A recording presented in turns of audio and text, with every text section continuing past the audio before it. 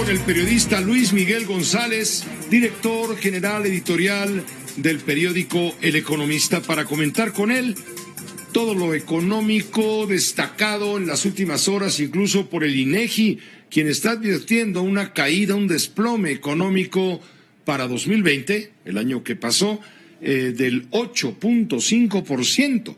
Quizá la cifra del porcentaje no le diga mucho, pero si le digo que es la caída más grave en prácticamente 89 años, caray, ya para usted la oreja, es decir, pone usted más atención. Luis Miguel, ¿cómo estás? Muy buenas noches.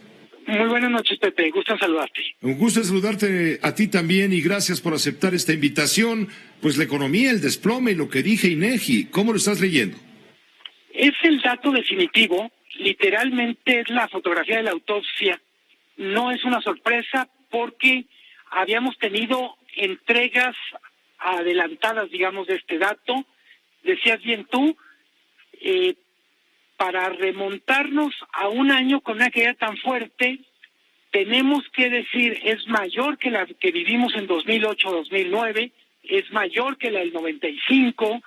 Los que recuerdan las crisis en tiempos de López Portillo o Echeverría, pues no le llegan a los talones.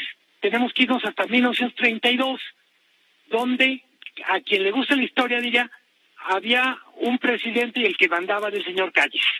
Ese es el momento en el que la economía cayó, algo parecido a esto. Lo hemos comentado, Pepe, es bien importante decir, el 8.5 es un promedio. Tenemos sectores, los más evidentes son industria turística, industria de los espectáculos, con caídas superiores al 30%. Y aunque parezca increíble con estas caídas, pues todo el mundo entenderá que fue un año donde, por ejemplo, comercio electrónico creció, donde creció, por ejemplo, la agricultura de exportación, pero son muy poquitos los que crecieron comparado con muchos que cayeron y algunos que simplemente se desplomaron. ¿Cómo viene la recuperación? ¿Qué dice Banco de México? ¿Cómo están vislumbrando este 2021 en esos términos? El presidente ha sido optimista, habla de un crecimiento del 5%. Mira, Pepe, las cifras que dieron ayer a conocer sobre comercio nos dan una advertencia. El comercio cayó muy fuerte en abril y mayo, se recuperó entre junio y noviembre, pero en diciembre ya se desaceleró. No podemos en ningún sentido confiarnos y decir la recuperación se va a dar porque sí. Hay mucho trabajo por hacer y lo que estamos viendo es la recuperación está perdiendo fuerza desde finales del año pasado y en este primer trimestre. Un informe que daba ayer a conocer una correduría decía la mayor expectativa de recuperación tiene que ver con el dinamismo de la economía de Estados Unidos.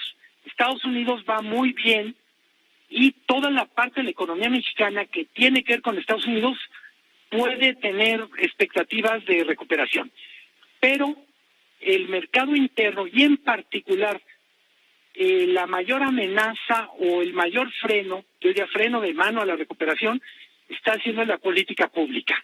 Hay muchas decisiones del gobierno, la reforma eléctrica es la más reciente, donde uno dice, si de verdad quieren que la recuperación ocurra, no metan la pata, no metan el freno, por favor. Correcto, pues es un panorama realista el que tú estás ahora compartiendo y comentando en tu análisis. Por cierto, JP Morgan cerró su negocio de banca privada en México. Le pasa toda su clientela, su cartera a BBVA. ¿Qué significa que JP Morgan diga no más aquí?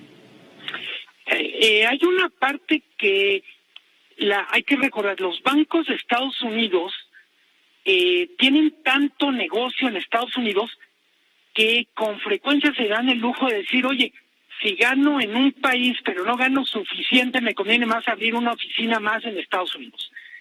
No necesariamente la decisión de JP Morgan es una descalificación de México, sino es una asignación dentro del propio corporativo.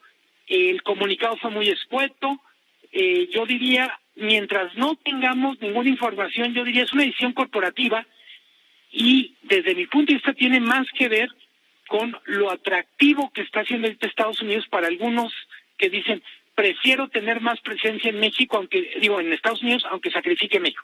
No es una buena noticia para México, pero no necesariamente tiene que ver con coyuntura política o cosas por el estilo.